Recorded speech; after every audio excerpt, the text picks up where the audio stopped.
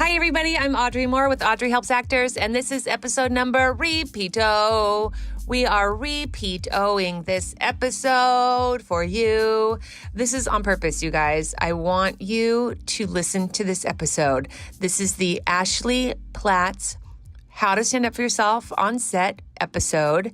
It was originally a two-parter, and the reason I want you to listen to this again is because we are having an update of Ashley and where she's at on next week's episode. We've already recorded that. We've edited it. It's so good. I want you to listen to this episode and remember where she was, where she wasn't, all the struggles that she felt, because that's so much what I hear from so many of you is you just feel like where you are and where you want to be is so far away. And I'm telling you, you're going to be so inspired once you listen to this episode and then listen to the following week's episode and find out and hear what she did and how much success she managed to have just through focus and, putting one foot in front of the other like I tell her to do in this repeat episode. You're really going to be inspired. So just a heads up reminder, this is a repeat episode. It is a two-parter. Part one, we talked about her focus, about getting into television, about her value and her worth. And the second part of the episode is her talking about going out to Florida to shoot this movie and then having to stand up for herself on set. So, FYI, it's a little two-parter. And then next week's episode is the fantastic update about how things have been since we started recording these episodes. You're going to love it. All right. I hope you're on your way to an audition. Hi, everybody. I'm Audrey Moore with Audrey Helps Actors, and this is episode number 14. Don't skip this intro very quickly. So Ashley came over originally because she had reached out even before I started doing the podcast, and she wanted some of my advice and assistance because she's really involved in yoga and she's also a very high booking ratio actress, and her yoga people were pushing her to go further with the yoga, and she just wasn't sure if she was striking the right balance. That's always a tricky thing when you have another passion or another job, whether you should continue pushing that, and in doing so, it will take away from your focus on acting, or whether or not it will add to your focus on acting. And so she wanted to talk about it, and I said, come over, let's do a podcast about it. So we did. And in doing so, we had a real discussion about her value, and we really got into it about the sorts of projects that she was doing. She's doing a lot of film, she's doing a lot of independent film, and I sort of give her the real scoop about independent films. And I love independent films. I want you guys to do them, but there's a caliber of independent films that I want you to be really focused on. And I said the same to her. And then, wouldn't you know it, because I'm psychic, you guys, and I'm a super badass, she goes and does this independent film, and then shit goes down. And she was so grateful that we had just done our episode. And I was so astounded by all that was going down. And I said, you have to come back. You have to come back and you have to tell them what happened, because it's the exact example to me of what your union can do for you, and also how you have to stand up for yourself and you have to make sure that you're not being preyed upon. And she agreed to come back. We have this very powerful episode. So just know, when it seems like the episode is over, that's the first part. And then I'm going to do like a little information about our union, and then I'm going to do the second part, which is her coming back. So don't be like, oh, it's over because Audrey finished her 5 questions. No, there's a second half where the drama ensues, you guys. Also, for that reason, I know that I curse like a sailor in all of the episodes. This episode is no exception, but we also do talk about sexual conduct. So if that's something you don't want your 3-year-old listening to, just a little heads up to you. All right, so I want to do a special thanks to Mama Blue, Roxana Ortega, Fiona Gubelman, Liz Ho, Anastasia Ledick, and Dana DP for their social media shares, and also for their reviews on iTunes. When you guys leave me a review on iTunes, it makes me so happy. On my Instagram account, I did do a little instructional video on Audrey Helps Actors Instagram, so that some of you are having a difficult time finding the place to leave a review on your phone. The video is up there. Just a reminder that elections are coming up. So the next episode, everybody is texting me and emailing me and saying, just tell me who to vote for, Audrey. It's too much. Well, I'm going to tell tell you who to vote for. Two of my very dear friends, Katie Von Till and Hayes Hargrove, they are coming to talk to us about the elections. That's coming next week, the 14th of August, because the electoral vote is due by, I believe, the 21st of August. So I'm going to give you a full week. So if you're like anxious, just wait. That episode's going to tell you what to do. And that's it. I'm going to keep it brief. So remember, it's going to sound like the episode is over because we do like the normal questions that I have her go through. But I promise you, there is so much more drama. So stay tuned. Don't finish the episode because you think it's over. It's not. I hope you are on your way to an audition. I actually hope you just got a call that you booked a job. I want you to book it this week. Audrey helps actors because they don't know anything. Are you ready? Are you nervous? I'm so nervous. Oh my God, she's so nervous. I am nervous. So hi everyone, I'm Audrey Moore with Audrey Helps Actors, and this is Ashley Platz. And we are here to discuss many things today, right? Yes. So Ashley, you've been listening to the podcast. I have been. And you reached out to me maybe about a month ago and wanted to sort of sit down and have a little chitty chat. Mm-hmm. And I invited you to come on the podcast and have the chitty chat in person. Yeah. I remember being like, I kind of hit a point with my work where I was like, I feel stuck. Mm-hmm. And you're my go-to. And you were like, just hang on a little. I was like, okay. Okay, I will. Whatever. Then she booked a movie, so she's not doing super shabby. Yes. That's often the case, you guys, is that the moment when you're about to like panic and freak out is usually when something good is coming. Mm-hmm. And you're feeling the energy of that momentum, but you're not seeing the reward yet. And so you start to have a little panic mode. Oh, yeah. That's very I have common. Something that I lovingly call my biannual breakdown. Oh, good. So twice a year, I'm like, why am I not further? Why? Yeah. And it's usually a phone call to my mother who responds something like, so are you quitting? You're not quitting? Great. Then just, chin up and keep going. Yeah. I love your mom. She sounds amazing. She is. And every now and then there's been maybe one of the biannual breakdowns. She was like, oh my God, you're giving up. It's over, isn't it? Oh my God. And then it scared me. Yes. And I was like, I don't know. Is it? Am I done? And I quit for like 3 weeks. Yeah, I love that. I love the 3-week quit. And I was Sometimes like, you need that though. Yeah. So let's talk about how we know each other. We used to work together. We won't say where, but we did used to work together. And there were these, speaking of costumes. Oh, right. Costumes. And then did you go to college and study acting? I did. I went to Pace University in Manhattan. Great. And I did the 4 years there. So you moved out to LA? The day after Christmas, 2007. And did you hit the ground running? Like, how was that for you? I was like really struggling with my casting because I'm naturally a blonde and this is my voice. Mm-hmm. So things were not linking for me at all. It's that thing that I've talked about in the podcast about like your look and your casting and your face and then your voice. People don't realize the voice is a really big part of it. All syncing up. I don't want people to think that they can't be unique, but if you are unique in the way that it doesn't sync up, you need to know that part about yourself. It's something I've fought against a lot because I noticed, no offense to people in Los Angeles, but I was auditioning against dumb blondes. Yeah.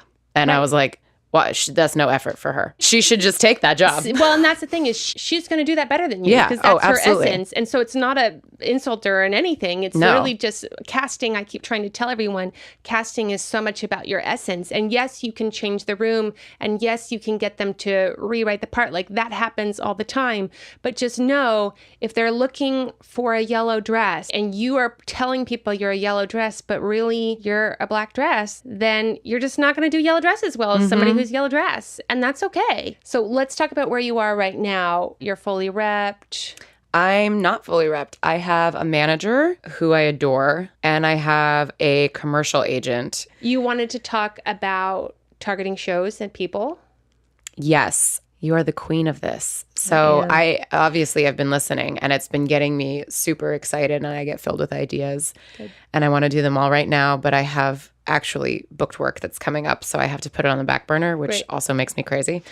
Great. That's all right. But yeah, I find that I struggle to get into certain offices and it's like, great, how many postcards can I send? How many drop-offs can I do before I'm just like, what else am I missing? And I know you mentioned like, look at the shows they're casting. And it's like, I am Audrey. That's why I'm targeting them. And I belong on those shows. Yes. And you're like, great.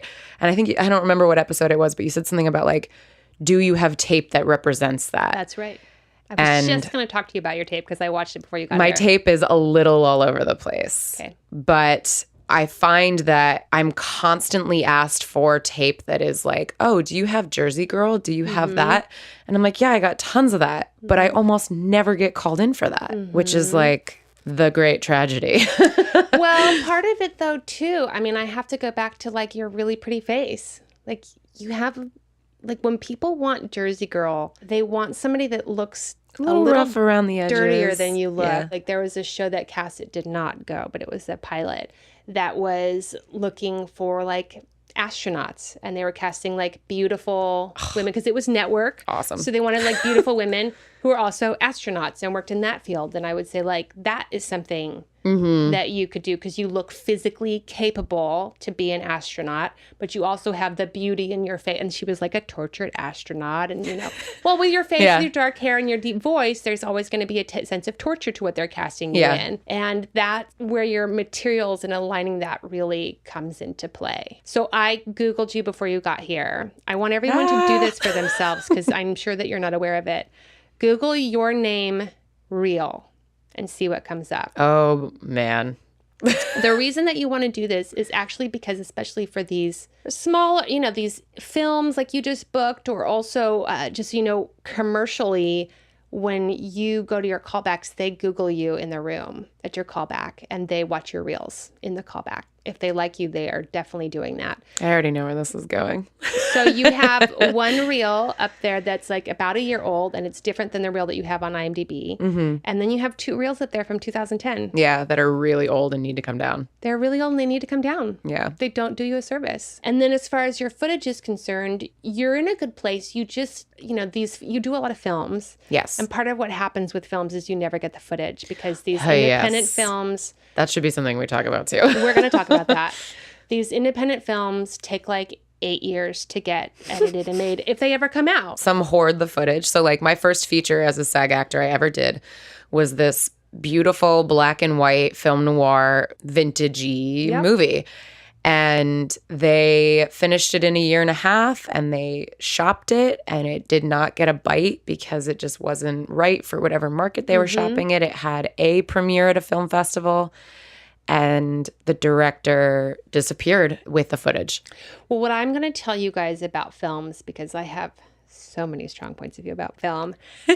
I learned a lesson from a friend of mine. I've always had the benefit of learning from people who are a little bit ahead of me, which is part of why I have this podcast, so that you guys can learn, you know, from people who are just a little bit ahead of you or the same level you're at, and maybe you'll come on and share your knowledge. But this person had booked a film, and their manager was really savvy, and it was like an independent film. And they just knew, like, this is just not going to happen. So what they did, which is now what I do, they said, I will take this part, but you have to have the money in escrow before we show up to set. And that's because a lot of films run out of money, and then you'll never get paid. And you can file a claim through SAG, and SAG can go for them legally. And but that takes so many years, and it happens so frequently. But if you can tell your agents that you'll take the part, but they have to have the money for the entirety of your shoot in escrow before you show up to set. So that way you don't get fucked on your money. And then you can have things written in your contract that say that you are going to have access to footage. That's something that you can ask for real purposes or whatever it is. That's something that you can negotiate ahead of time. And that's part of why I've really pushed television in my career, is because the turnaround for that footage is really fast. And I just don't have the patience for independent movies that will never see the light of day. I'm also love you guys. I've also gone on the other side of the camera for independent film a lot. And that was something that I chose to do because I knew I wasn't auditioning for the correct roles. So I wrote myself the correct role. And some of the best footage, I get the most compliments on that footage. And it's something I wrote for myself. I cast an actor who I knew was going to take off. He got a Shonda Rhimes show right after. So now I have footage of me and this actor who's on a Shonda Rhimes show. So with that stuff, you just got to be super smart. This sort of goes to what I was talking about with Falk about creating your footage and that sort of stuff. And it costs money. I mean, that's just the thing, you guys, is, shitty footage is only going to help you get an average to shitty agent. Whether or not a rep takes you is really about whether or not they think that they're going to be able to get you in the room easily. It's not even the footage that shows what you can do. It's the footage that matches what the casting director is asking for that part. Yeah. I have to have, I'm aware that I have like some pretty girl footage, but it's something I can step up. Yeah. Because I'm going against pretty girls who have a lot of pretty girl footage. Listen, that is so well said. And you have to embrace that. Like, if your girl is pretty girl, I mean, listen, I'm weird girl, you guys. I bought every Peter Pan collar under the fucking sun. I bought polka dots. I bought little weird bows. Like, I can't wait for the comments. What's a Peter Pan collar? Google it. It's amazing. So targeting these TV shows, having the footage and having the headshots that align with that is really going to be super powerful to you. And just know it takes a while to get your footage and gear. Yeah. If you're going to keep doing these films, then I recommend start putting in a class for your footage. And I also maybe recommend changing your focus for a while. And part of why you may be getting these films is because you're so good. And they want, like, usually these indie film writers, they want, like, just, like, hot, mysterious girl. Like, that's all that they like to write for, right? Yeah. She's, like, so interesting, but she's tortured, but she's so hot. Like, that's their girl, right? Yeah. What shows and offices in particular do you feel like you can't get into that's frustrating to you? Actually, after I reached out to you, I finally got into this one office, but it's Rappaport. Oh, Dave Rappaport. And he does a lot of superhero stuff. Yeah. And because of my body type, I'm just like, why am I not going out for more athletic stuff? So let me talk about that in particular. Shoot fight sequences. If you have fight sequences, and listen, they're hard to shoot. But if you can get that and you get that up front, that's what Falk did.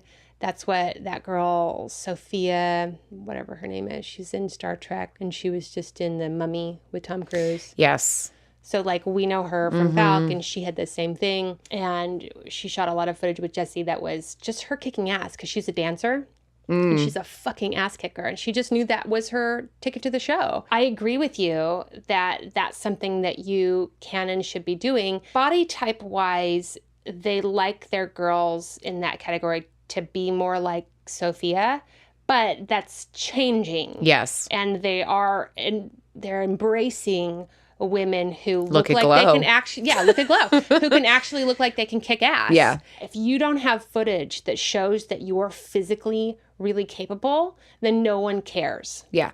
What you tell them. Because you know what? Everyone does yoga in this town. Oh my God. Everyone does. Everyone does and teaches yoga in this town. Mm-hmm. So that isn't going to separate you from anybody. You have to have the evidence that shows them who you are and what you can do. Totally. And that's going to cost some money and some time, but get a fight choreographer, hire somebody really good, make sure that the sound is really good, and get a fight sequence or two and put them at the top of your reel. I love that. Deal? Yeah, that also gets me super excited. Good. See, and that's what, that's what I tell people about their casting when they align with it. Usually when I'm like, I think you're over there, they're always like, well, that's what I've always wanted to do. And I'm like, right. You just got lost along the way. Yeah. But that's actually where you belong. Mm-hmm. Let's talk about merging acting with other aspects of your life. This is sort of the big thing that you really want to talk about. This is kind of like where I feel the most stuck and the most conflicted is that I do have a full-time job as a yoga teacher. I teach anywhere from 12 to 20 classes a week, which is insane. So much. And are you doing this because of a money situation? Like, what's your story there? Yes. This is what mainly keeps me financially afloat because I do so much indie film. Right. And it's like $125 a day is $125 a day. Well, this is part of what I'm talking to you about, your value. Yes. Yeah. Like, when you start looking at it as a business, then you're able to say, like, this is no longer financially viable to me. And I just tell people, when you have a job, and you're blessed to have this job that you love and that is, a passion of yours, but if you want to be transitioning out of that and into your acting more. Am I correct? And that's what you want to be doing? Yes and no. Like I love this is the issue is like I love it so much. Yes. I definitely prioritize it under acting. Yes. But I don't know that I want to let it go. So let me ask you this question. You get hired on a CBS pilot as the mysterious astronaut who's also sexy. Oh my God, yes. And you're making $20,000 minimum SAG contract an episode, and you're shooting 24 episodes a year. Are you teaching yoga? A big part of me wants to say no, and part of me is like, but I could do it in between, in the off seasons. Probably wouldn't be public. It would probably be private clients. And can I ask you why? For me, I always need to be doing something where I feel like I'm contributing to society. And I was not getting that waiting tables. I was not getting that bartending. Right. And teaching yoga and watching someone get into a headstand for the first time is so fulfilling for me. It gives me that same feedback I get when I nail a moment acting. So now you're a full-time actor, let's say. You're making $20,000 times 24 episodes, right? You're making $250,000 a year. And you are working 16 to 18-hour days. In the interim, you also have to work out because they don't give you time for that. And so you have to have special requests for all that sort of stuff on set so that you can manage your body type while you're shooting. And then you get a 3-month to 2-month hiatus. To probably audition and chase other things. That's right. Audrey, you're right. I know. I'm always right. I'm not always. I'm often right. Yeah. Yeah.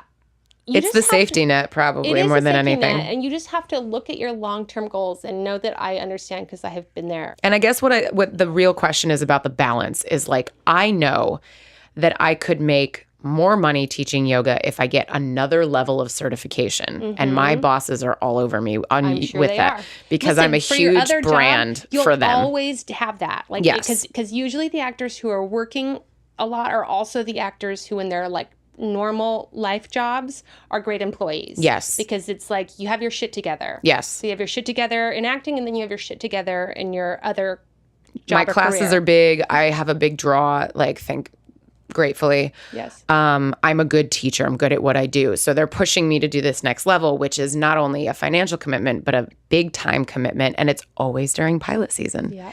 And part of me is like, well, if I just say yes one year and do it, I'm going to leave for auditions.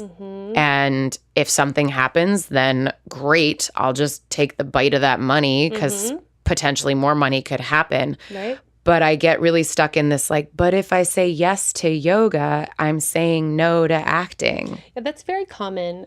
What it seems to me like is we're having like really a discussion about your value as an actress and that you've been in sort of this student / just popping out of student level, which is pretty common that a lot of people get to that. And you haven't quite pushed yourself into working professional, I make my living as an actor level. And you're completely capable of that. There's no reason why you can't be any of the girls in your casting who are doing that. There are tons of guest stars for you. There's tons of regular roles for you. And for you to get your materials together and have that be a reality, we're talking like a year for you, max. Yeah. Yeah. See? So uncomfortable to hear that and so exciting to hear that and also terrifying to hear that. Part of why I talk to actors all the time is I do have this thing about me that I've always had where I really always see what people are capable of. I've always had so much belief in people. And like you came in to see me today and you have a little apology still. You just have a little apology. And if you bring that apology to the room, and it's interesting, you have like this apology about it, but then you also have this very inner confidence about it also. Like, I'm an actor, but I'm really good. Yeah. But I'm an actor, but I'm really good. And so I'm not surprised you're getting these big roles in these small feature films, But it's like they're going to take you seriously as an actress, but they're not going to pay you. They're not going to give you your footage. They're going to work you really hard for very little money. I want you to adopt the behavior and attitude of, I'm a working actress. I'm a pro at what I do. I work my ass off. I've always worked my ass off no matter what I do. And I can and will, in the very near future, make fuck tons of money doing what I love. It's super possible. I'm going to edit this part out and listen to it when I sleep.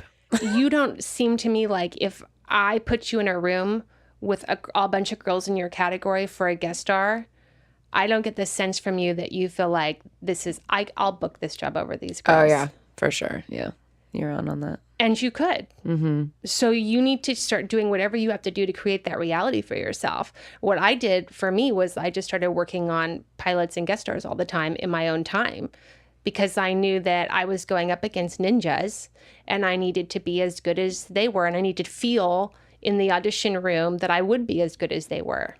Yeah. Because I've put in the work. So let's talk about union. You had emailed me a little snippet, a union snippet that you were curious about. And I said I would explain it to you in the podcast. Yes. First of all, I just have to bow down to you on how much you know about our union when I'm I've been in this union for how long? And I feel like every time I deal with something, I'm like an idiot about it. And I've only recently started going to meetings, I'd say the last year and a half. And part of why I'm also doing this podcast is because I'm the most informed person I know. And all the time I learn shit, particularly about our union, that I'm like, what the fuck? And I think if I think that, Jesse's gonna be so mad. I think if I think that, then nobody fucking knows anything. I only knew, of all the advice you've given, the only thing I knew was the sign out for commercials. But do you sign out? See, people know and it, but they don't. Good. And I only knew it because we were running late on something and I was going to be late to teach my class. And I signed out and left and I got a check and was like, what the hell is this for? And then I Googled it because I thought, I was like, oh my God, I'm stealing someone's money. Accident? It was a total mistake. And I was like, our union does this? What? Yeah, I mean, the union gets such a shit rap, but it's only because actors are so silly about it. Fucking show up, you guys. We're so lackadaisical about stuff, and we really shouldn't be. It's really part of how we are. It takes a certain blend of delicious self-centeredness to become an actor. I don't blame us. That's who we are. But I'm not asking you guys to go to every union meeting. I'm asking you to go to one a year. Can you go to one a year? Can you go to a single union? And I'm not talking the SAG-AFTRA Foundation where somebody comes and they talk and they're like, I'm an actor and I got Although cast. You should do that once a year because it's cool. Yeah, it's great. But I'm talking a union meeting where they talk about your contract, where they discuss the issues of your contract. Because you know who's going to those meetings, you guys? People who've been acting since 1968. And they're going to have different concerns than people who've been acting since 2010. And I want both of them represented. Mm-hmm. I want you represented however long you've been in this business, whether you've been here since 1968 or whether you just got here 3 years ago. I want you involved. It struck me, I am leaving tomorrow for 3 weeks on a independent film. And I was like, oh, if we strike, it'll probably happen in the middle of me shooting. Mm-hmm. Am I done? Does that mean that means I walk off, I fly home, just so you know, that's I'm done. What would happen. And not just those actors, a lot of people don't understand the thing of a strike. Everyone from Stephen Colbert to the extras don't work. And that's part of why we have a lot of power, is that people don't think that our union is very powerful, but I want you guys to know, I know people who've worked for the legal department at our union. We fucking kick ass, you guys. We fucking kick ass. We're the coolest union. We are so fucking cool. Okay, here's a really good example of what happens when you're non-union. This guy worked off the card on a non-union commercial, and they said they were going to pay them $7,500 for the. And so he's like, great, that's not as much as I would make off a union commercial, but it's $7,500 and sounds great. And so he decides to take the job, sort of undercover, and then the night before he's supposed to go, or right before he's supposed to go, they call him and they're actually negotiating it now down to $5,000. But he's like, well, it's $5,000. I'll take it. It's still $5,000 because, that's nice. then they let him know that they're not going to travel him. It shoots in San Francisco, so they're not going to travel him. And so he's like, still like, well, I'm going to do it. Like, whatever. You know, it's $5,000. Like, I have a friend who lives in San Francisco. I'll take the fucking train, like, whatever. Yeah. So he goes on his way there. They called. Now they've negotiated down to $2,500. Because no one's protecting him. No one's protecting him. So then they go. He gets to set. He works a 16-hour day, and they shoot, are you ready for this? 11 spots. Oh my God. They shoot 11 commercials in that 16-hour day. And he got paid $1,000? He got paid $2,500. Oh my God. And then part of what happens, this is another really heads up, that's a ridiculously insane low amount of money. Yeah, what should happen if you do a union commercial, usually like even if it just runs on cable, you make like $4,000 to $5,000, you know. So that's usually like for one spot, for a singular spot. So $2,500 for 11 commercials. And here's the real kicker, you guys. This is like why you don't want to do non-union work off the card or on the card or whatever. Non-union, particularly in commercials, they don't hold you for conflicts. So you can do like 5 car commercials, whatever. But they can have it forever and all time. And they are not contracted to ever take it down. So once you do like a non-union car commercial, that car commercial can live online forever and they can continue to play it. And now when you go out for a union car commercial and they Google you and they find your car commercial out there, or maybe they recognize it because it plays hella all the time, they don't want to put you on their brand because the whole reason why you get paid good commercial residuals is because now you cannot work for competing brands. So if you have a non-union commercial out there that is for another company and it's still playing and they can play it whenever they want to, they don't want you for their union commercial. The biggest example of that is actually Flo from Progressive. Are you guys ready for this fucking story? Oh my God. So Flo was the second choice. This is a 100% true story. The girl who was the first choice had from her non-union days, she was a union actress, but from her non-union days, had an insurance commercial that she had done. Progressive, deciding they were her first choice, they researched her and they found her non-union insurance commercial, which she has no legal right to ever take off. Eesh. So she lost the Progressive campaign that has earned that actress millions of dollars. Wow. So for those of you who are non-union actors who decide to wait a little bit, hang out in the non-union zone before you go union, that is what you're dealing with. Don't do it. Go union as soon as you can. I know it's expensive to join, but there is a payment plan now. I so recommend that you do that. You are really fucking yourself over. And here's the thing. Your agents who are convincing you to do non-union, the production companies who are convincing you to do non-union, the casting directors who are convincing you to do non-union, they're not looking out for you.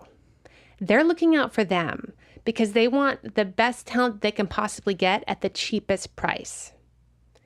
And you'll go from doing non-union spot to non-union spot to non-union spot, getting $1,000 here, $2,000 there, and you feel like, well, I'm working as an actor, but you're not going to get then those spots that are the bigger spots. I know tons of people who've done non-union stuff, and the reason it usually happens is because they get tricked into it. They are told that it's union when they start, and then they get excited about the job, and they get excited about the money, and they get excited about the opportunity, and then right before they're like going to take it, they're like, B2W, it's actually going to go non-union. What is the best part about the business for you? The best part about the business for me is the make-believe, is the play. What is the hardest thing about the business for you?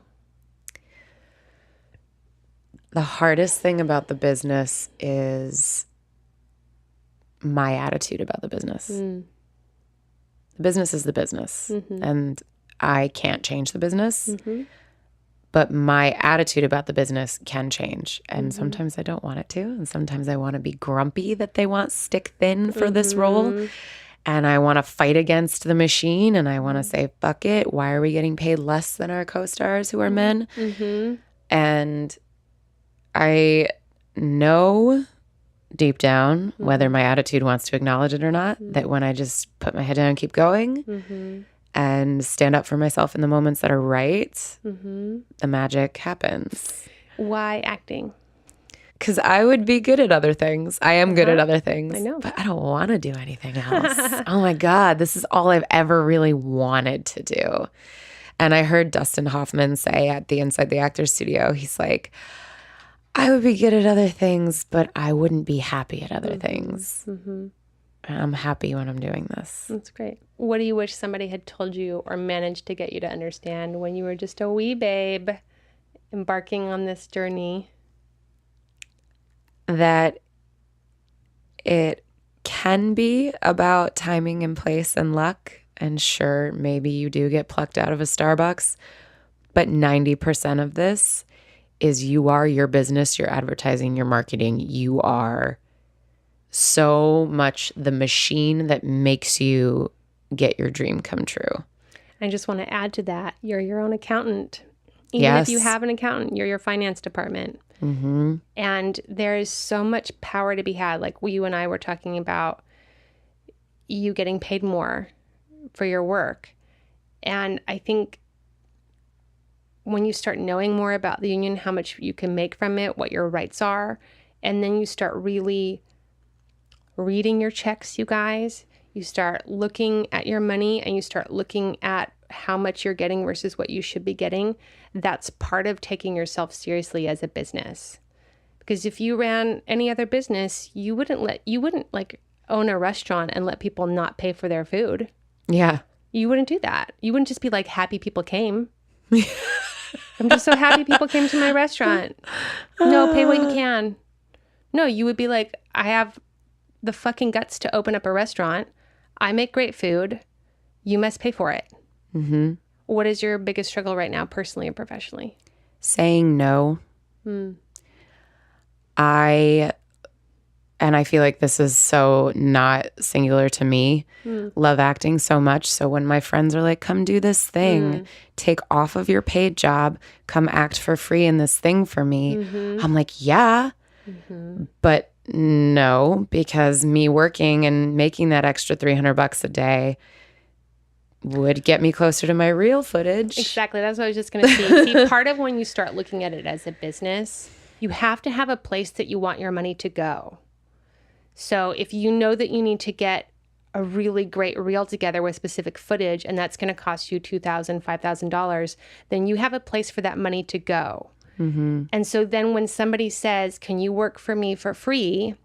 You can really weigh the value of that. And sometimes it may be worth it for you to do that. If I'm like, I got a day off? Yeah, sure. Or maybe it's with somebody in particular that you really want to work with. Like that shit happens all the time. But then you can really evaluate that. And you can say, well, I am trying to fill a hole called a $5,000 hole to get my reel together, because I believe in getting my reel together. I will be able to get into the rooms that I want to get into, and I will be able to get into the reps that I want. And so in me taking time to do your free thing, I am then pushing away this footage that's going to be the key to me getting better reps and getting into better rooms and getting better footage to get better reps into better rooms. Yeah. So I'm sorry, but I cannot be distracted with that. And that's about you really knowing your value. There's a theme here. Yeah. There's a big theme here. But the Know Your Value episode. That is all the other actors. I mean, so saying no becomes easier when you start to have a business plan for yourself. And that business plan should always be unfolding of the next place you want to go and the next place you want to go and the next place you want to go. I do a moment to plug yourself on social media.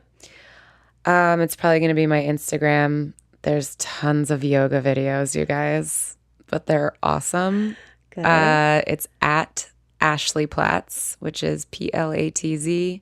Ashley spelled the normal 1980s way. Good. Very good. Mildly interesting.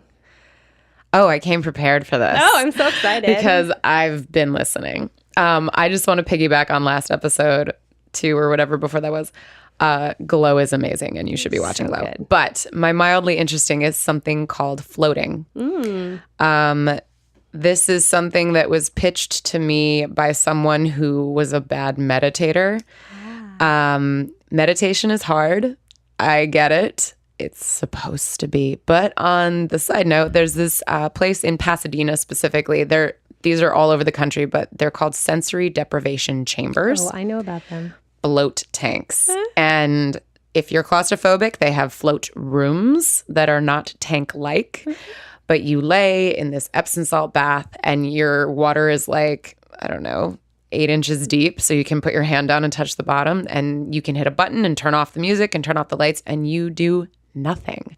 Which for people like Audrey and I is probably really good to just do so important. Nothing for an hour.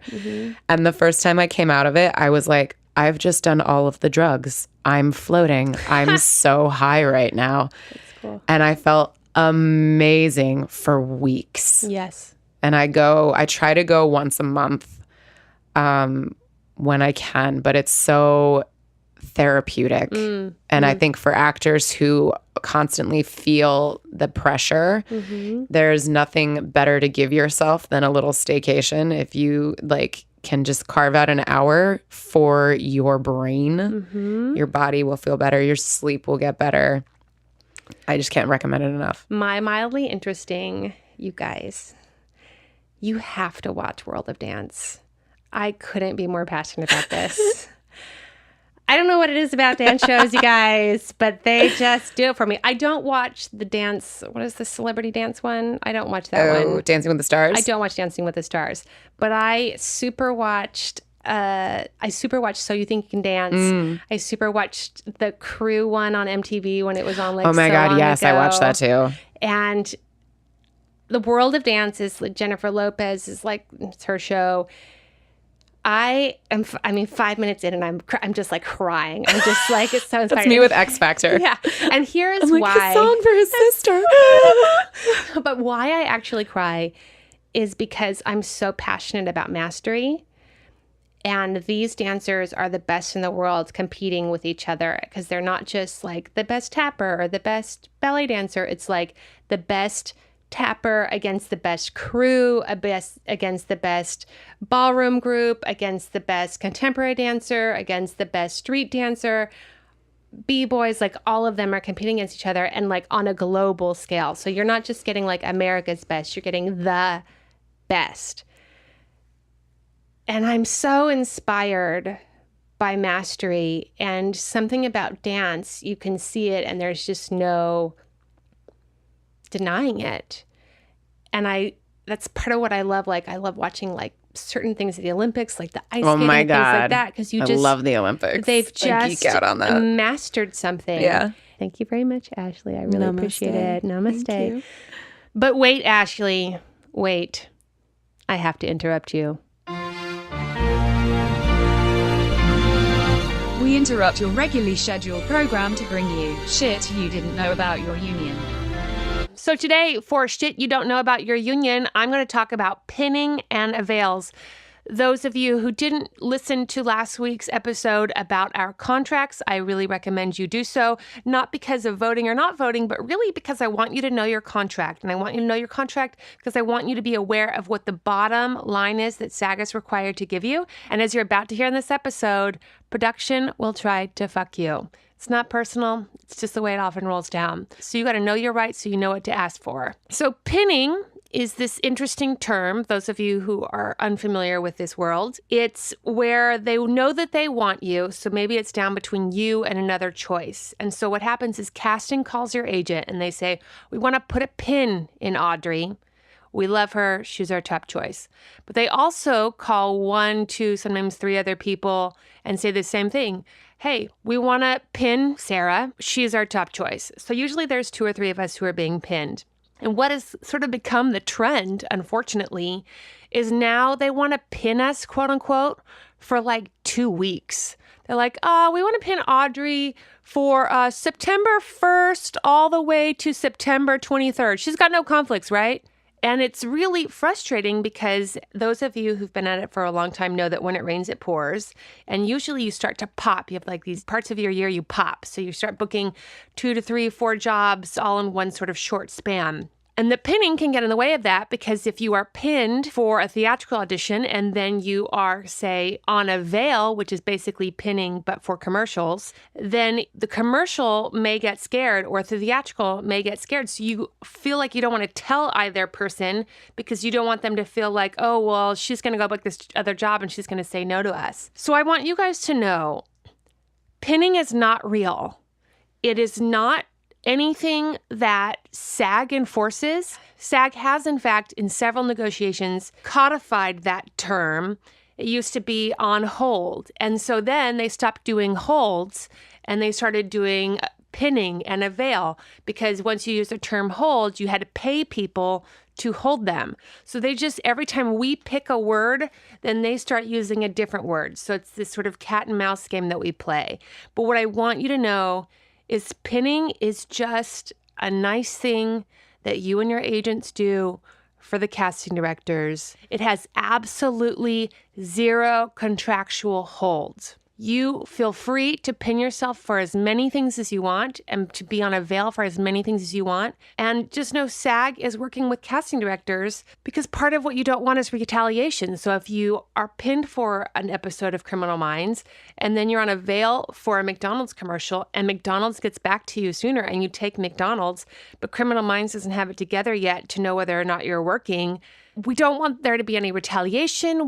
Your theatrical agent will then be very upset with you because it's like, well, but I worked so hard to get you this job. It is in your power to say, they can pin me, but if I get another opportunity, I'm going to take it. And I want to tell you why that's a really good thing.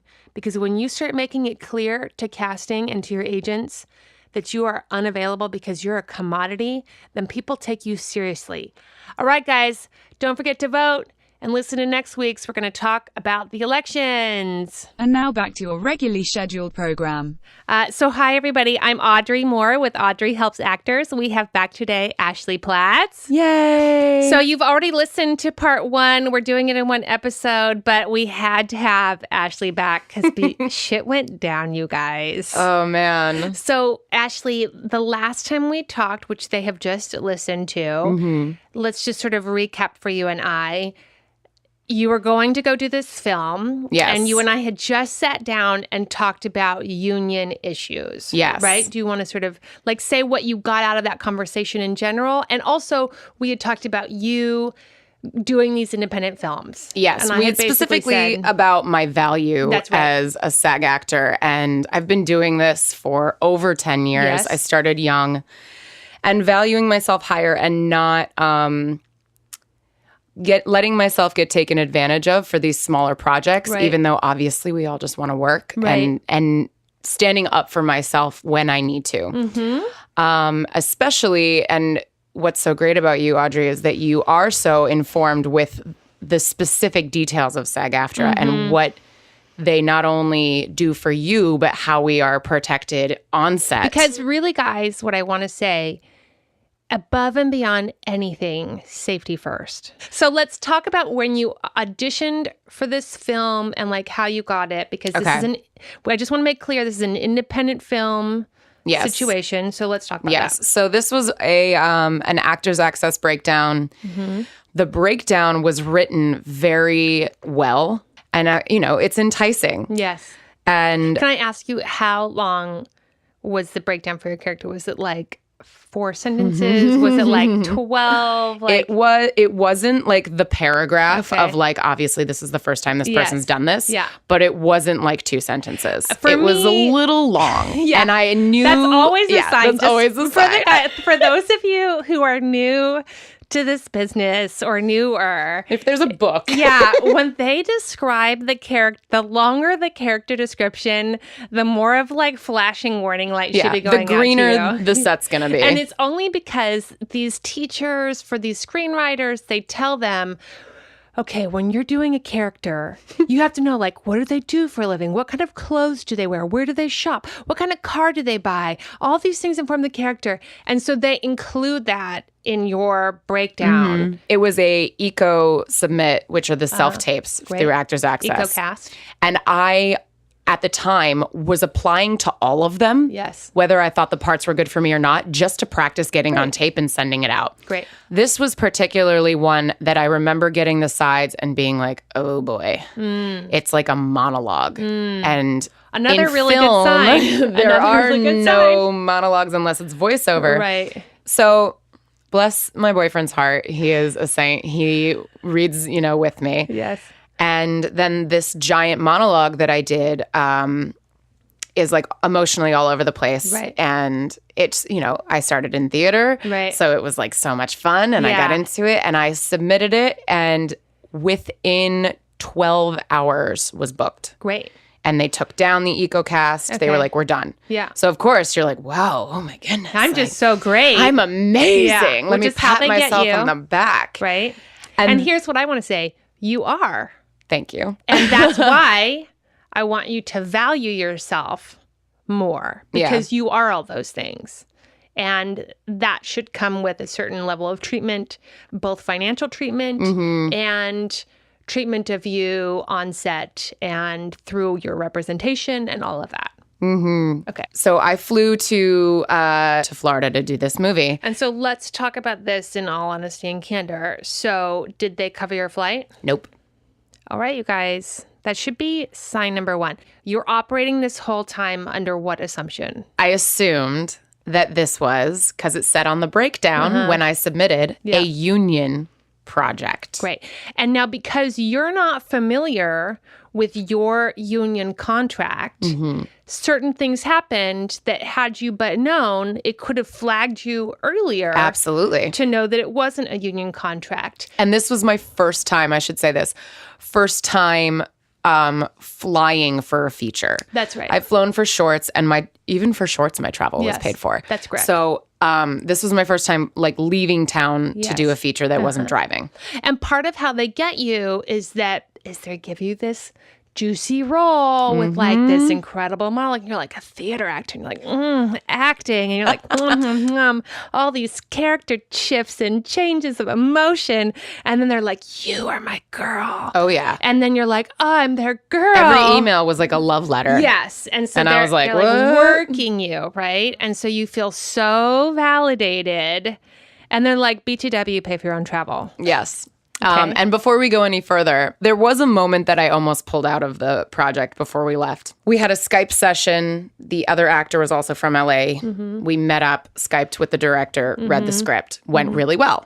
Afterwards, the next day, director texts me complimenting blah, blah, blah, and then says, by the way, found out you have a boyfriend. Oh my God. And I was like, immediately like, oh God. Yeah. And he goes, I find you really attractive and I'm not hitting on you, but I know things change with stuff like that, meaning boyfriends. Oh my God. I would have okay. We have to talk about this as a whole other issue. There's a whole other issue. But let's do it. Like, let's just roll it. I rarely just get like skeevy. But all of my friends get super skeevy all the time. If we want to talk about that's a whole but it's important. Whole thing. It's important for me to communicate to everyone out there. And like I said, it's not just women. I mean, I have a really good friend who got invited to a certain director's party, doesn't remember what happened and woke up on a lawn. And has no idea what occurred. So like that occurs all the time in this town. To the young women who are fighting to be in this career, you know when a guy is flirting with you. Correct. You can feel it. Yes. And to a degree, you can use that to your advantage. Yes. But there is a line when that gets crossed. And who sets that line? And you set that boundary. If you are super clear with your boundaries up front, you can be flirty with your director. I've had tons of chemistry with people I've worked with, actors and otherwise, who have been single or in relationships. And for a lot of films I've worked on, you need that chemistry because it works on screen. And then you go home and you don't talk to that person until you see them the next time on set. Yes. But you know your boundaries and you need to tell the other person your boundaries. You just need to. Yes. And you need to not let those lines get blurry because, like we were saying earlier, someone is going to push them and see how far you will let them move. And sometimes it goes far, you guys. And that shit's real. It is real for men. It is real for women. It's real for everybody. And I want you guys to take that seriously. And it's not just because of my casting. No, this has happened to so many men and women in my life who go out for like character-y stuff. That's right. I would say it is especially true for your casting. Yes. But it is just part of this business. Yes. You have to know that when you wield that power, it will come with a cost.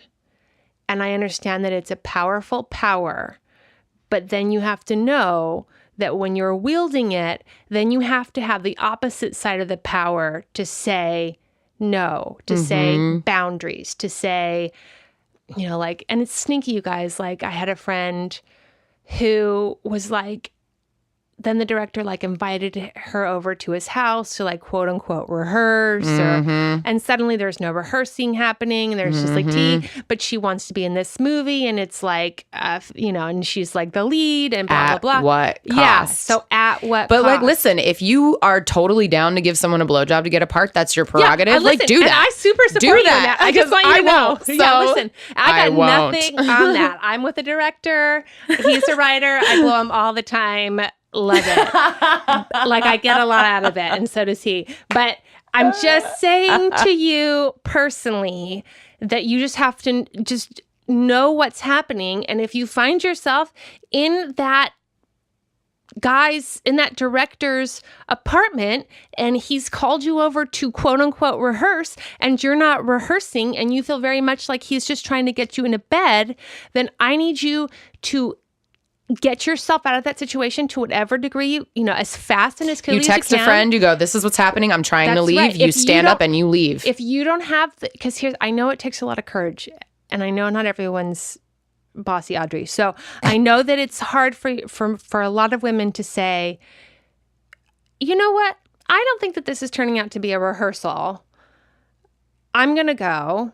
Next time we rehearse, I like to make sure that it's you and a third person just for, and you can color it however you want because they're going to get what you say, for collaborative purposes, for whatever you say. Yeah, whatever you need to say. Whatever fucking glossy lie you want to say. And if you're worried about like, oh, maybe he didn't mean to put that pressure on me. No, he did. He did. And if in the 1% chance that is not the case, then he'll go back he off. He will open the door for you as you leave and be like, I'm so sorry. That is so true. You know what? And he'll make it up. So just know if you're going to play with fire, you're going to have to do your other work to make sure that you don't get burned. Because I know like sexuality is a really powerful thing that we as people and certainly as women in certain castings have. And I know it can wield you a lot of opportunities in the beginning, but I want you to be smart with it. I want you to be smart and I want you to be clear with it. Especially if you have, like, I've had this energy since I was very young. That's right. I mean, most of my girlfriends like that have. Learn how to work that. Yeah. So that you are protected. So that you're powerful and not overpowered. Yes. That's right. Ooh, I like that. So that you're powerful and not overpowered. That's yummy. Boom. That's straight from Audrey Moore. Audrey helps actors. You're welcome. Well, yeah, after this comment from the director, I wrote a big, long email to my manager and I was like, here's where I'm staying and here's why I'm sending this email. And basically what I said was like, I have a weird feeling. Yeah. And something in my gut is telling me that there may be some inappropriateness attempted. Yes. And I want you to be in full knowledge that if something goes down and I leave, this is why. And lucky for me, my mom lives in Florida. So if I warned my mother of anything, she would have been at the airport when I got there. So I didn't say anything to her. With like a knife in hand. She'd have been like, oh my God, what do you need from me? Where do I need to be? Do you want me to wire you money? What's happening? Can I drive? It's 3 hours. Yeah. So I was like, I'm not going to say anything to her. So I land. I have a PA pick me up and they'd already been filming for about 6 days. So I was kind of poking around like, how's it going? Are we on schedule? And she wasn't really giving me anything. So I get to where I'm staying and the crew had just wrapped and did they pay for where you're staying? Yes. Good. They paid for where I'm staying. I settle in a little bit and then crew comes back. I introduce myself to everyone and half of them leave to go pick something up. Okay. And half of them crack open beers and I start chatting. And so I'm like, well, hey guys, so just curious, how's it going? Right. How's filming been going? And the first thing they mentioned that drew a red flag was 12-hour days. And I was like, man, that's going to be expensive. Yes. Because as a union member, you go 8 hours and then you get overtime. That's right. And I'm thinking the other actor I know for a fact is union. And I'm like, oh man, that's going to suck. That's going to suck for them. Then more details started to come out that led me to believe I should just call and check on this SAG status. Right. Well, first of all, you texted me at that point, right? I think I texted, or I had put in an emergency. The best thing about that app that you were talking about, you love, is right on top is the emergency phone call. Tell them which app? It's the SAG After app. Oh my God, it's so good. It's so amazing, and it's super cute. It is super cute. It is super cute. You log in and it has all this information. Had the emergency section, which is like super I was like, oh my God, I can't believe I'm using this right now. Right. So I call and someone picks up and they were like, are you okay? Are you in physical danger? I was like, no, but I think I'm being lied to. Right. And they were like, ooh, tell me about it. Yeah. And I was like, so here is the name of the production. Right. Here is the director. And I have a feeling that this is non-union. And the reason, just so everyone knows, the real the clue for Ashley that she's leaving out is that once you found out there was 12-hour days, what you said to them was, that's cool so long as I'm getting my overtime. Yes. And they looked at you blankly like, what are you speaking of? Yes. And you were like, well, I'm a SAG actor over X amount of hours. I get overtime. And they all looked at each other like, wait, is this SAG? And one was like, oh, I didn't think it was. And one was like, no, the director told me it was. And the other one was like, oh no, he told me we were telling the actors that. And I was like, burp, Colin. Make friends with your crew right away. So this was at like 10 o'clock at night. Yes. So I just called. So everyone knows, SAG is open for that 24 hours. 7. Right. Thank God.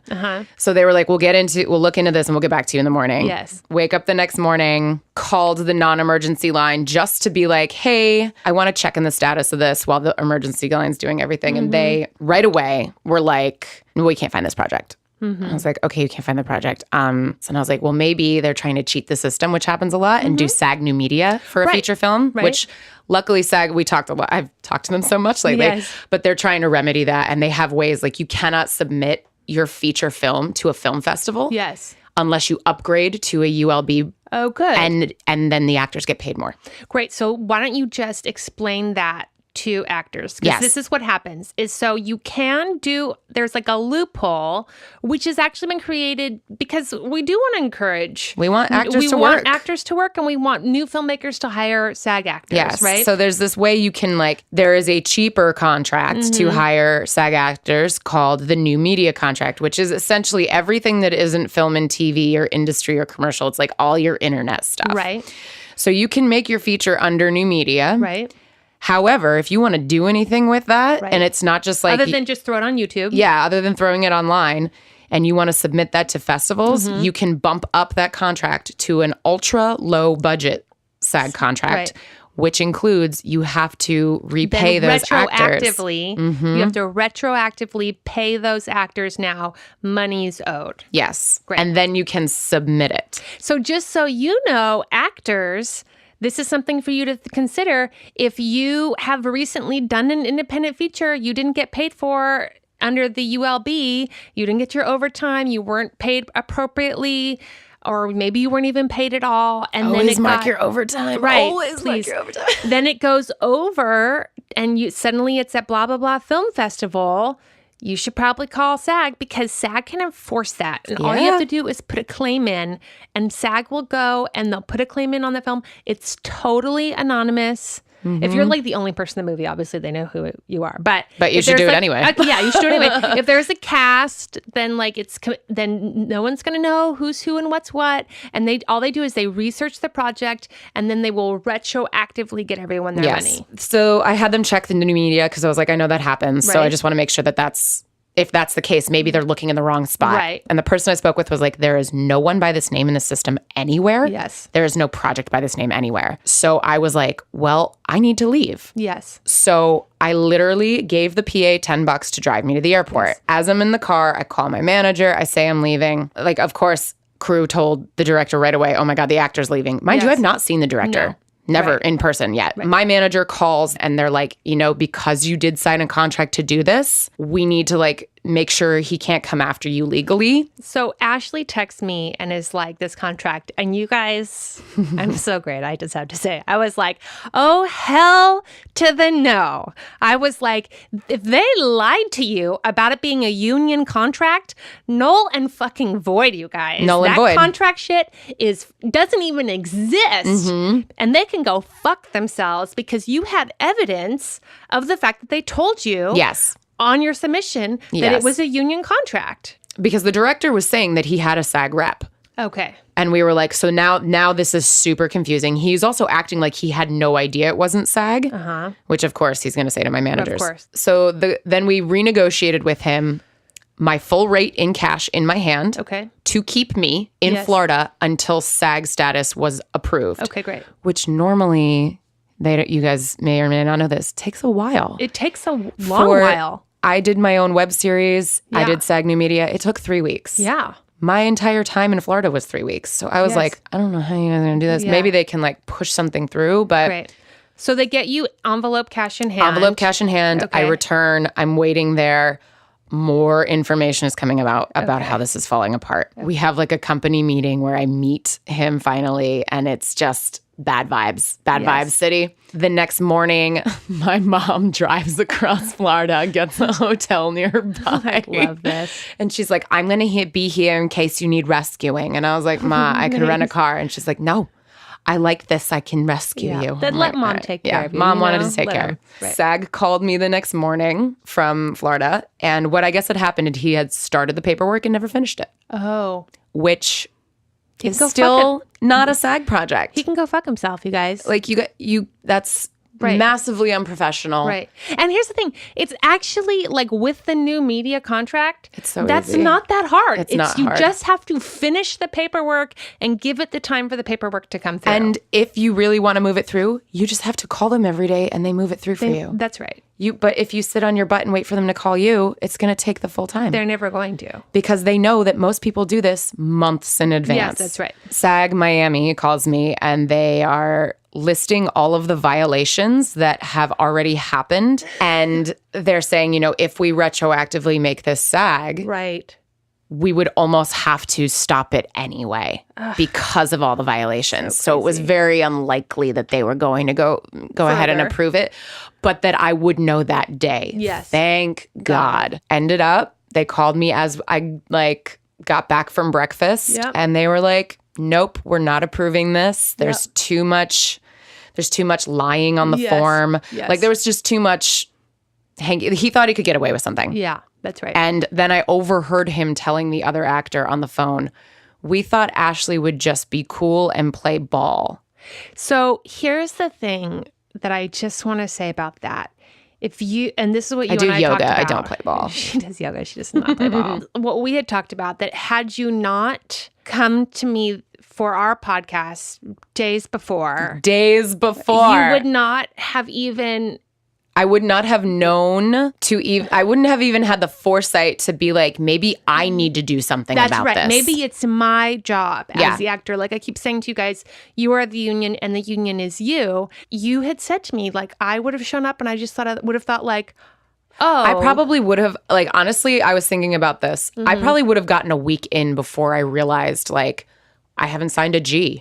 Yeah. I haven't, like, there's been no overtime requests. Even still, then you'd be a week in, and then if you stopped, you would then feel like an asshole. Then I'd be the jerk because I quit the film halfway through or whatever. Right. And not to mention, that's all if like things had gone well. Yeah. Whereas like what could have SAG shut it down, right? Yeah. So what could have very reasonably happened is you could have been injured, you could have been attacked, you could have been anything, and not even attacked like you got beaten or something, but any sort of sexual misconduct, anything could have gone down, like any. And had he even made any attempt at just hitting on me, and I wanted to call and report it, no one was going to protect me because it wasn't SAG. That's right. That's what I want you guys to understand. Like SAG can't help you if you're not working a SAG project, and that is why it's so important, because SAG is looking out for your safety. So if it's a feature film and they're hiring you as the lead, you automatically want to say, so great, so excited. And then what do you want to do now Ashley, what is the next thing you want to do? Apart from getting it in my contract up front. Yes. That like, hi, you're paying for travel. That's right. Hi, I'm getting my footage on the back end. Yes. And we need proof of SAG. Yes. Proof of SAG. And who might be the best person to get proof of SAG, Ashley? I've been doing it since then. That's correct. Because as we mentioned before, I'm leaving next Friday for a short film. That's right. Like, the day I found out this feature wasn't SAG, I called and was like, oh my God, please look into the... And they're like, no, everything's good. I was like, oh, thank God. That's the thing. It's not always, but it's enough of the time. And it's enough of the time that like, I will do this every single time. That's now. right. And every single time. And they will lie to you, is what I want people to know. They will lie to you. They being the production. The production will lie to you and tell you that it's SAG. Of course, because they want you. They want you. But also something very interesting that I learned through talking with this other actor who unfortunately is SAG, and because I didn't realize he was like trying to make this movie and knew it was non-union, is probably going to get in trouble with his union. And I'm sorry, but he lied to me about it being union. Right. It's just messy. So I'm sort of like sorry, not sorry, because it's a lesson that all people have to get. This is not like just a lesson for you or a lesson for this director. This is a lesson for everyone. Unions are in place because if shit goes wrong, you have to be protected. And the union is just the way to say this is a professional production. Yes. That's all it's saying. It's saying this is a professional production and we are adhering to the professional code of conduct and standards by this or these unions. On top of that, I'm a pretty confident person to begin with, but actively pursuing knowledge about the union as I have been in the last few months, and then sitting down with you and feeling like I had like a springboard before I went to this. When we did have our sit down with all the cast and crew, I really stood up for myself, which is something that in a setting like that and having not even stepped foot on set, I probably would have never done. No. You know, I was like, I don't know why there's been no apology to cast and crew for the fact that this paperwork was never finished. That's right. I don't know why there's no gratitude coming from you, Mr. Director, sir, to your crew for them rallying to try to help you. Because, you know... They wanted the project to happen, so they wanted I was you like, I hope you realize there. that every single person in this room... Right. Except for you, sees that we're all trying to make this happen. Yes. I didn't want to leave. No. You think I want to fly to Florida for fun? No. And fly home for fun? Have lunch with your mom and have lunch with my mom and go back. I mean, she would say so. Yeah, but like, right. not really, you guys. Florida's not really my cup of tea. Yeah. But so we were fighting for this to happen as much as we could. And it's not like I didn't want to do the project and I bailed. I was not protected by my union. I was lied to by my director who never apologized for his lack of experience or lack of intelligence on the subject. Yeah. And I had to leave. Yes. I mean, what I really tried to impress upon you was that like SAG wants you to do this project. And here's the other thing too. Yeah, like, they were fighting to make it SAG for me. They want for you to work. They want you projects to turn union. They want that. And to SAG's credit, they were so helpful. Yes, they're so helpful. I think I probably talked to about 5 different people over the course of that 30 hours I was there. But like every single person could maybe hear the anxiety in my voice and was like so helpful and so calm and even, you know, with the sense of like, you just need to leave. You need to get out of there. Do you have someone who can help you? Do you have a way to get home? Even 2 days after they said no, SAG Miami called me and was like, we just want to check in and make sure everything's great and that you're okay. God love and them. Because this is the rarity, right? This doesn't happen that much, but when it does, they want to make sure that you're okay. Yeah. And I had said to you, like, I just kept saying, I'm really sorry, Ashley. I know this is really heartbreaking. I'm so proud of you. It takes so much courage to do that. It takes a lot of strength of character to do that. And I just think I'm so glad that you felt that empowerment, because I also think that going forward, you're taking yourself more seriously. Yes. And that's the push. Like I told her it was divine intervention, I felt like, because I was saying to you, I need you to understand your value and I need you to take the push to be given the value that you are worth. And you were like, yes, Audrey, you're right. I also want to add this part of the story, which was super helpful, just because actors, you guys, were too nice. And here's the thing, the actors who aren't nice like this, she laughs because she knows it's coming. The actors who aren't nice like this, They work all the time. So I just want you to have that perspective. So they given you this money. Yes. And you text me and you're like, so I have all 3 weeks of my rate. Right.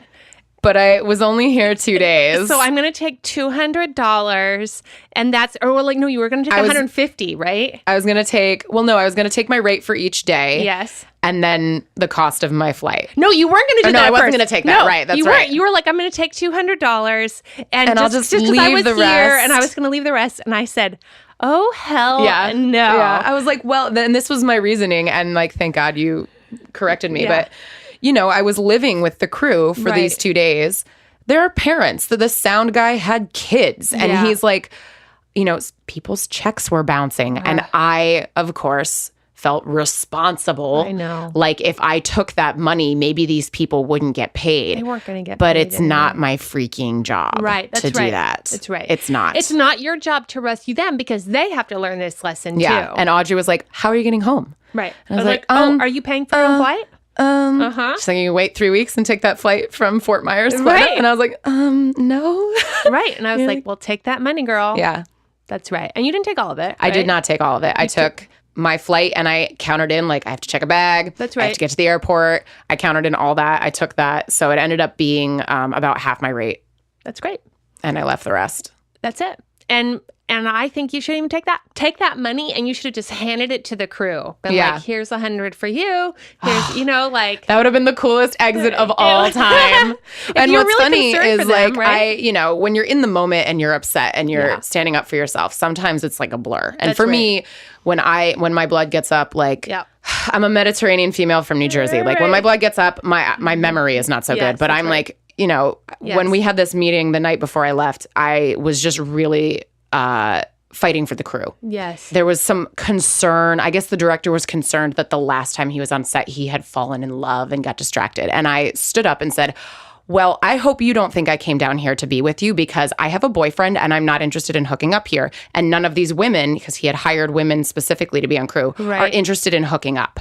And it got really quiet. Good for you. And my heart was in my throat, but I was like, we came down here to make a movie. That's right. We didn't come down here to have sex with you or anyone else. So 5 days after I left, the grip, who was a female, texted me and said, I just walked off set because of what you said. I'm so grateful you said what you said. You inspired me. Yes. I quit. Yes. I'm so grateful I quit. Yes. And I was like, wow. We have these instincts, you guys, as actors. And I know that all of us have done this. I don't even care what level you're at. Whether it's a fucking play that, somebody's asked you to be in, or some short, or some film, or whatever it is, right? We usually have this very intuitive dread feeling that tells you, don't do it. And because we're so scarcity driven for the first half of our careers, and also because most actors are good boys and girls who don't want to disappoint people and don't want to be known as the quote unquote flaky actor. And also you're training to take direction. That's right. So you're good at taking direction. Right. And then someone is like, I'm directing you to be in this thing. You're like, yes, I will comply. I will comply with this. So true. But you have this very strong feeling to bounce out. And I just want to say to you that I know that there are flaky actors out there. I know that that's true. And I know that the reputation of the flaky actor is far and wide. And so if you're the person who's like really struggling in their heart, whether or not you're going to do this opportunity and it's causing you sleep and you're like concerned, you're not the flaky actor. You're the actor who's getting an intuitive message that you've worked on because you've learned to trust your instincts because you're an actor, to say no to this project even though you've said yes. And I want you to trust that, and I want you to quit. So if you're listening to that, I want you to hear that, and I want you to trust that, and I want you to quit. Now, if you are the actor who isn't really giving it much thought and you're kind of like, nah, fuck this project, I'm going to quit. I'd rather go to like Disneyland this weekend. Why aren't people paying me billions of dollars? Yeah. You're the flaky actor. I want you to look at the fact that you're the flaky actor, that you're destroying all of our reputation. Why are you acting? Right. Maybe do something else. Maybe do something else. I'm so glad we had this opportunity because we talked so much about what this independent film world is, what's the benefit and cost of doing these projects. I say that to all of you.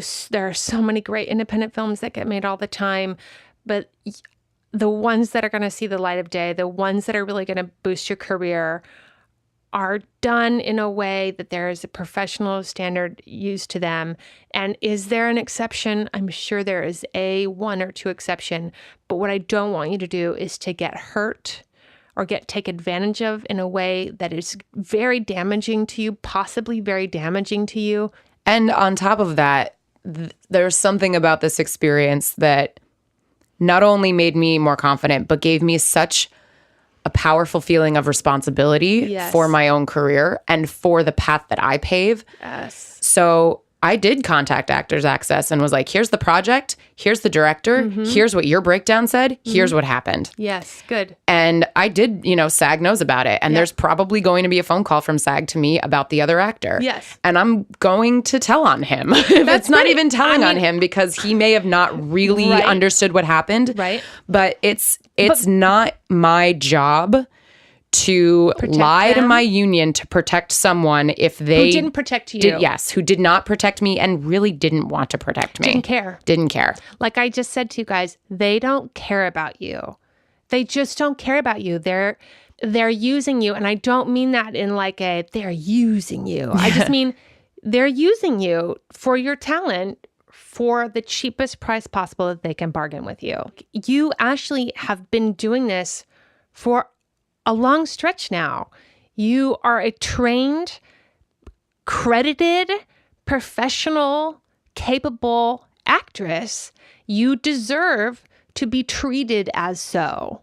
This is not a hobby for you. No. This is not like a whimsical thing that you're sort of doing. If this had happened to me when I was 22, I would not have handled it like this. That's great. I would have been so grateful just to be on set. Yeah. And I want to say to the people who are like, oh, I don't, millennials who hate phone calls. Yes. On the SAG-AFTRA app, you can chat through your phone with a rep. And you can ask them, here's the project, here's the title, just want to check up on the status. And they will tell you. You don't even have to talk to anyone. You just chat. You just chat with them and they'll be like, yeah, it's good. You're good. You're set. Go. That's right. Well, I'm so grateful for you for coming back. Thanks for having me back. I'm really actually so excited I know this is like my hope for this podcast and my hope for my reaching out to everyone else is that I empower you and then you empower others. That's my hope. Totally. You absolutely empowered me to stand up for myself. And I in turn empowered an awesome lady grip to walk. Fuck yeah, Lady Grips. Fucking Lady Grip. Fuck yeah, girl. I have such a friend crush on her. And she's like 25. I'm like, please move to California and be my friend. I do. I love that when I'm like, move. That's for you, Chrissy. And I want you to move with your babies. LA is calling you. She just had hella twins. And I'm like, move. Next week on Audrey Helps Actors, we talk to Katie Von Till and Hayes Hargrove about the elections that are coming up. There's a SAG election that is rolling on towards us. We're going to talk about the difference between Membership First and Unite for Strength. I am such a big fan of them. They are pros. They work in voiceover, commercial, television, film. They've been around for a long time. I just have such a couple crush on them, you guys. Like, no lies. Like, they're engaged. And like, I don't go three-way, but if I was single and I did, I would super try to like polyamorous myself up in that action. That's like out there now. And because they're protected by SAG, they would call SAG on you. That's right. Because they're protected by SAG, they would call SAG-AFTRA. This show is produced and edited by Jesse Lumen. He is a writer, director, producer, and virtual reality genius and wizard. If you are creating a current virtual reality experience, please look him up and get in contact with him because he is on it. Special thanks to Ashley Platz for her time, for coming back. I am so proud of her, you guys. I know that I was inspired by all of her strength and all of her courage. I am certain that you are too. I hope that you learned about your rights. I hope you learned that your union is here to back you and that they have your back. And I want you to use your union because you are the union and the union is you. And I want you to have friends that know about the union. I want you to be that friend so that if something like this happens to somebody that you know and love on set, that they can call you, that they can text you, and you can be a lifeline to them. And really all I had to do was say, call SAG, get in touch with SAG. They've got your back. And they did. And then I just had to back up what SAG was saying so that she felt like she was making the right choice, because it's very hard. It's an emotional thing. But when you get those projects, when you get those films, even if you get a TV show, I really want you to call SAG and verify the project. You don't even have to call. As Ashley says, you can just chat. You can go on your SAG-AFTRA app and you can chat with somebody. You're just asking them and making sure that it's union. If something happens, I want you to be protected. If something happens with your money, if something happens with you physically, I want you to be protected, and I want SAG to be there for you, but they can't be there for you if you're not knowingly working a SAG project. Also, special thanks to Thomas Snodgrass for the mic assistance and providing us with an extra mic here and there. And special thanks to Aalok Mehta for all of his help and work on the theme song. Music this week by Ari De Niro. All right, guys, I love you. Don't forget to write a review. And most importantly, don't forget your towel.